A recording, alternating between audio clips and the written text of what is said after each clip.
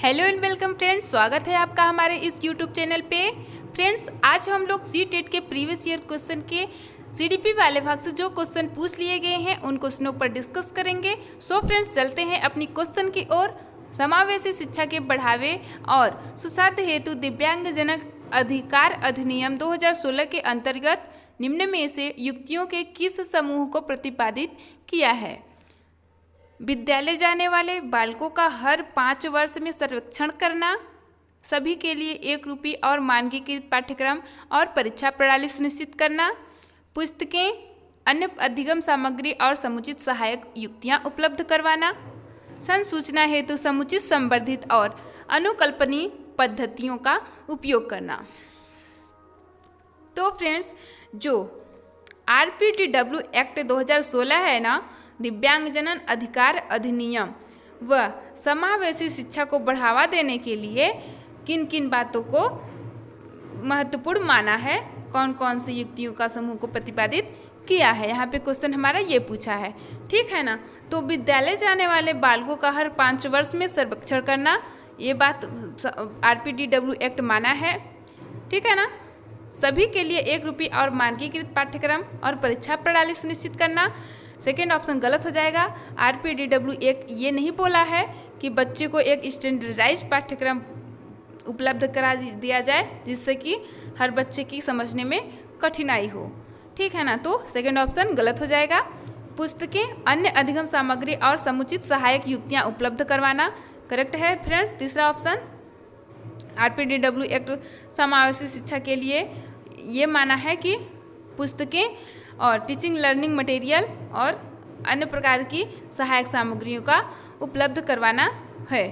संसूचना है तो समुचित संवर्धित और अनुकल्पनीय पद्धतियों का उपयोग, ये बात भी बिल्कुल करेक्ट है। RPTW एक्ट इसको भी माना है। चलते हैं, हमारा जो पहला, तीसरा और चौथा ऑप्शन सही हो जाएगा। देखते हैं किसमें मैच कर रहा है। थर्ड ऑप्शन करेक्ट हो जाएगा दोस्तों। ठीक है ना। चलते हैं नेक्स्ट क्वेश्चन की ओर। नेक्स्ट क्वेश्चन है, धार्मिक अल्पसंख्यकों के विद्यार्थियों को शामिल करने के लिए एक शिक्षिका को क्या करना चाहिए? सभी धर्मों में समानता की बजाय अंतर पर ज़्यादा जोर दें, विभिन्न धर्मों के सदस्यों के बीच सद्भावना के उदाहरण प्रस्तुत करें, विशेष धर्मों में विश्वासों और प्रथाओं के बारे में पूर्वाग्रहों को बढ़ावा देना, विशेष धर्मों से संबंधित रूढ़ियों को मजबूत करें।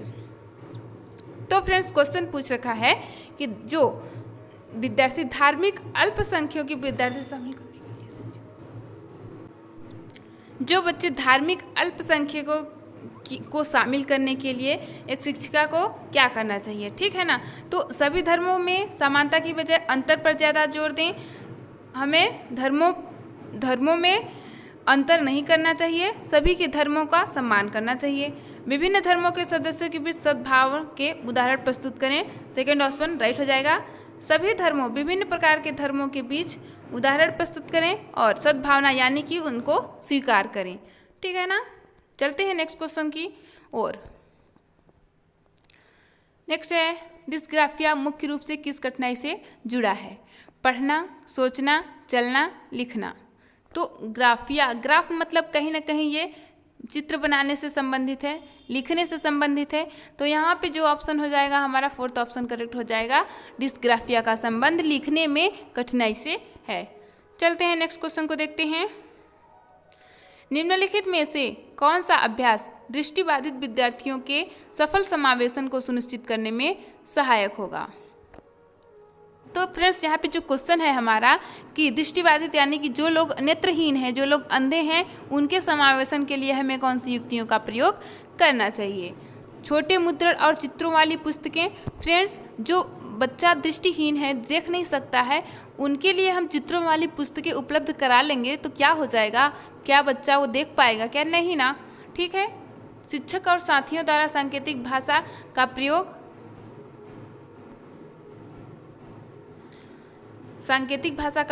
सांकेतिक भाषा भी प्रयोग नहीं करना है। फ्रेंड्स, जो बालक देख नहीं सकता है उसके लिए हम सांकेतिक भाषा का प्रयोग कैसे करेंगे? स्पर्शनीय और उभरी सामग्री का उपयोग। फ्रेंड्स, जो बच्चा अंधा है, जो नेत्रहीन है, जो देख नहीं सकता है, उनके लिए हम लोग टेक्टाइल मटेरियल यानी कि जिसे टच करके महसूस किया जा सके, उन सामग्रियों का उपयोग करेंगे जिससे वह अपने टच के माध्यम से, वो स्पर्श करने के माध्यम से उन आकृतियों को, उन अक्षरों को पहचानने की कोशिश करेगा और धीरे धीरे बच्चा सीखेगा। चलते हैं नेक्स्ट क्वेश्चन को देखते हैं। उच्च सृजनात्मक वाले विद्यार्थियों की आवश्यकताओं को पूरा करने के लिए एक शिक्षिका को ऐसी गतिविधियों से बचना चाहिए जो निम्नलिखित में से किसे बढ़ावा देती है। तो फ्रेंड्स, क्वेश्चन पूछा है कि जो बच्चे सृजनात्मक हैं उनको मतलब कौन सी कार्य करने से बचना चाहिए, ठीक है ना। तो अभिसरण सोच, सीखने की जिज्ञासा, विचारों की मौलिकता, समस्या समाधान कौशल। फ्रेंड, जो बच्चे सृजनात्मक हैं, जो बच्चे क्रिएटिव हैं, वो अभिसारी सोच को उनके लिए बढ़ावा देने से बचना चाहिए। अभिसरण सोच का मतलब ये है फ्रेंड कि सारे क्वेश्चनों का जवाब एक ही हो जाए, मतलब कि सारे प्रकार के क्वेश्चन हो और उसका आंसर मिलजुल के आ जाए एक ही बिंदु पर, ठीक है ना। तो इसका मतलब हो जाएगा कि अभिसरण सोच, इसका मतलब ये होता है। तो जो सृजनात्मक बालक होते हैं उनको ये करने से बचना चाहिए, ठीक है। सीखने की जिज्ञासा जागृत करनी चाहिए, सही बात है।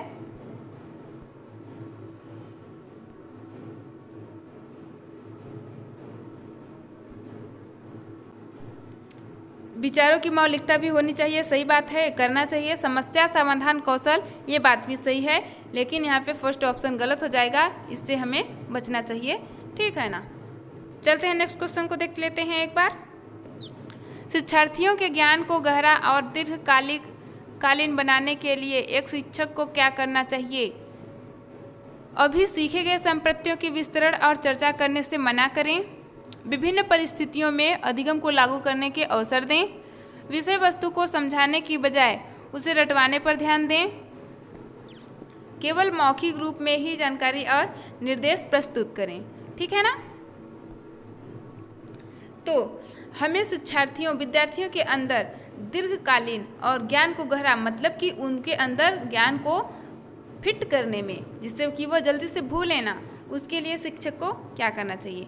तो अभी सीखे गए संप्रत्यों की विस्तरण और चर्चा करने से मना करना चाहिए। हमें मना नहीं करना है, बल्कि उनके सीखे गए संप्रत्यों पर चर्चा करने को प्रोत्साहित करना चाहिए, जिससे कि जो बच्चे ज्ञान को सीखे हैं वो फिट हो जाए दिमाग में और दीर्घकालीन स्मृति में आ जाए। विभिन्न परिस्थितियों में अधिगम को लागू करने के अवसर दें, बिल्कुल करेक्ट आंसर है सेकेंड ऑप्शन, ठीक है ना। जो सीखी गई बात है, जो सीखी गई ज्ञान है, उसे और ज़्यादा गहरा और दीर्घकालीन बनाने के लिए विभिन्न परिस्थितियों में अधिगम को लागू करने के अवसर दें। ऐसा करने के लिए हम उनको अवसर देंगे तो वो अपने ज्ञान का सक्रिय उपयोग कर पाएंगे, जिससे उनके ज्ञान का स्थायीकरण दीर्घकालीन हो जाएगा, ठीक है ना। चलते हैं नेक्स्ट क्वेश्चन देख लेते हैं। अभिकथन है, एक शिक्षिका को अपने विद्यार्थियों को किसी प्रश्न के उत्तर के बारे में सहज ज्ञान युक्त अनुमान लगाने के लिए प्रोत्साहित करना चाहिए। तो जो अभिकथन है वह सही है, क्योंकि हमें उनके सहज ज्ञान को जानने में बच्चों को प्रोत्साहित करना चाहिए। कारण दे रखा है, विद्यार्थियों को केवल तभी उत्तर देने का निर्देश दिया जाना चाहिए जब वे सही उत्तर के बारे में पूरी तरह से सुनिश्चित हों। कारण हमारा गलत हो जाएगा फ्रेंड्स, क्योंकि जो हमें विद्यार्थियों को उत्तर देने के लिए प्रोत्साहित करना चाहिए, चाहे वह उत्तर गलत बताएं या फिर सही बताएं, अपनी सोच के अनुसार बताएं जो वो सीखे हैं, है ना। तो यहाँ पे कारण दे रखा है कि वह तभी उत्तर देने के लिए उन्हें तैयार किया जाना चाहिए जब वे पूरी तरह से उसे सही समझ लें। तो ऐसा नहीं है, वो चाहे अच्छे तरह से जानते हो या गलत तरह से जानते हो, लेकिन उन्हें उत्तर देने के लिए हमें समय देना है, प्रोत्साहित करना है। तो यहाँ पे जो फर्स्ट यहाँ पे हमारा ये सही है, लेकिन उसका रीजन गलत है। तो यहाँ पे थर्ड ऑप्शन सही हो जाएगा, ये सही है और आर गलत है। चलिए अगला क्वेश्चन है, एक शिक्षक को ऐसी गतिविधियों की योजना बनानी चाहिए जो शिक्षार्थियों के बीच उत्पन्न करती है चिंता, बोरियत, जिज्ञासा, हतोत्साहन। तो हमें टीचर को चाहिए कि ऐसी गतिविधियाँ बनानी चाहिए जिससे कि बच्चों में जिज्ञासा जागृत हो। यदि बच्चों में जिज्ञासा जागृत होगी दोस्तों, तो उनको अध्ययन करने में रुचि जागृत होगी, जिससे वह अध्ययन करने में खुद को कंफर्टेबल महसूस करेंगे और खुशी खुशी सीखने लगेंगे। चलते हैं नेक्स्ट क्वेश्चन को देखते हैं। किसी विशेष कार्य को कैसे करना है, इसके ज्ञान को कहा जाता है। तो फ्रेंड्स, समावेशित ज्ञान, अनुबंधित ज्ञान, घोषणात्मक ज्ञान, प्रक्रियात्मक ज्ञान। तो किसी कार्य को, विशेष कार्य को किस तरह से करना है, इसके ज्ञान को हम प्रक्रियात्मक ज्ञान कहते हैं कि किस तरह से क्या काम को करना है। चलते हैं नेक्स्ट क्वेश्चन को देख लेते हैं। निम्नलिखित में से कौन विद्यार्थियों के बीच सार्थक सीखने को बढ़ावा नहीं देता है? अन्वेषण, बातचीत, अंतःक्रिया, अधिसंज्ञान, निष्क्रिय अवलोकन। फ्रेंड्स, यहाँ पे जो है विद्यार्थियों के बीच सार्थक सीखने को जो बढ़ावा देता है, नहीं देता है, क्वेश्चन पूछा है। तो अन्वेषण तो यहाँ पे बढ़ावा देता है, ये तो सही हो जाएगा, लेकिन हमें क्या नहीं पूछा है उसको करना है। तो बातचीत, अंतःक्रिया के द्वारा भी हमें सार्थक सीखने को बढ़ावा मिलता है। अधिसंज्ञान के द्वारा भी सार्थक सीखने को बढ़ावा मिलता है, लेकिन जो यहाँ पे निष्क्रिय अवलोकन है उससे हमें सार्थक सीखने को बढ़ावा नहीं मिलता है। तो यहाँ पे हमारा फोर्थ ऑप्शन सही हो जाएगा। चलते हैं नेक्स्ट क्वेश्चन को देखते हैं। नेक्स्ट क्वेश्चन है, हमारी अपनी क्षमताओं और दिए गए कार्य की मांगों के अनुसार उस स्थिति में उपयोगी रणनीतियों की समझ का परोक्ष और प्रत्यक्ष बोध क्या कहलाता है? तो फ्रेंड्स, घोषणात्मक ज्ञान, एपिसोडिक प्रकरणात्मक ज्ञान, अधिसंज्ञानात्मक ज्ञान, प्रक्रियात्मक ज्ञान। सो फ्रेंड्स, यहाँ पे जो हमें हमारी अपनी क्षमताओं और दिए गए कार्यों की मांग के अनुसार, जैसे कि हम खुद अपनी क्षमताओं पे स्व आकलन करें कि हम ये कैसे कर रहे हैं, क्यों कर रहे हैं, ऐसा करने के लिए हमें कौन से तरह से हेल्प मिला है। तो इन चीज़ों को जानने के लिए जो हमारी सोच है ना, उनके ये जानने की टेक्निक को हम अधिसंज्ञानात्मक ज्ञान कहते हैं। तो इसका थर्ड ऑप्शन करेक्ट हो जाएगा। ठीक है ना। चलते हैं, अगला देख लेते हैं। नेक्स्ट है, एक समस्या को हल करते समय एक विद्यार्थियों समरूपी समस्याओं को उद्धृत कर रहा है और वर्तमान समस्या को हल करने के लिए संकेत दे रहा है। यह कहलाता है अनुरूपक सोच, कार्यात्मक स्थिरता, अनुक्रियात्मक समुच्चय, पश्चगामी कार्यकारी युक्ति। तो यहाँ पे समरूपी समस्याओं को विद्यार्थी प्रस्तुत कर रहा है, तो इसका करेक्ट आंसर हो जाएगा अनुरूपक सोच। ठीक है ना। चलिए नेक्स्ट है क्वेश्चन हमारा, एक वैज्ञानिक संप्रत्यय पर चर्चा के दौरान एक शिक्षिका ने पाया कि कुछ विद्यार्थियों को उस संप्रत्यय से संबंधित कुछ भ्रांतियां हैं। ऐसी स्थिति में शिक्षिका को क्या करना चाहिए? विद्यार्थियों को भ्रांतियों के बारे में बात करने दें और वैज्ञानिक तर्क की खोज के अवसर प्रदान करें। उन भ्रांतियों को सिरे से खारिज करें और उन्हें उस संप्रत्यय पर मानक जानकारी बताएं। उन बच्चों को एक विशेष शिक्षक के पास भेज दें और अधिगम अक्षमता के लिए आकलन की सिफारिश करें। थर्ड ऑप्शन करेक्ट हो जाएगा। हमें उन्हें अलग से शिक्षक के पास नहीं भेजना है। इन बच्चों को एक विशेष शिक्षक के पास भेज दें और अधिगम अक्षमता के लिए आकलन की सिफारिश करें। हमें उन बच्चों को जो भ्रांति उत्पन्न कर रहे हैं, भ्रांति में सोच रहे हैं, उन्हें अलग से शिक्षक की व्यवस्था नहीं करेंगे। ठीक है ना। शिक्षकों को उन भ्रांतियों पर प्रतिक्रिया नहीं देनी चाहिए, बिल्कुल गलत है। हमें उनके बात पर प्रतिक्रिया देनी चाहिए और उन्हें उन भ्रांतियों से संप्रत्यय को आगे बढ़ाना चाहिए। तो हमारा जो ऑप्शन सही हो जाएगा ना, कि फर्स्ट ऑप्शन करेक्ट हो जाएगा। विद्यार्थियों को भ्रांतियों के बारे में बात करने दें। ठीक है ना। और वैज्ञानिक तर्क की खोज के अवसर प्रदान करें। उन्हें अपनी भ्रांतियों के बारे में खुलेआम बात करने दें। ठीक है ना। और उन्हें वैज्ञानिक तर्क की खोज करने के लिए हमें अवसर प्रदान करने चाहिए, जिससे कि उनकी भ्रांतियाँ को सही साबित करने में, मतलब भ्रांतियों से सही की ओर समझ बढ़ सके। है ना। चलते हैं नेक्स्ट क्वेश्चन को देख लेते हैं। नेक्स्ट क्वेश्चन है, संवेगों और संज्ञान के बारे में निम्नलिखित में से कौन सा कथन सही है? किसी भी प्रकार के संवेगों से ध्यान अवधि अपरिवर्तित रहती है।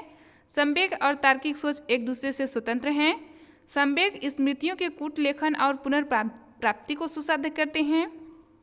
स्मृति सकारात्मक या नकारात्मक संवेगों से जुड़ी नहीं है।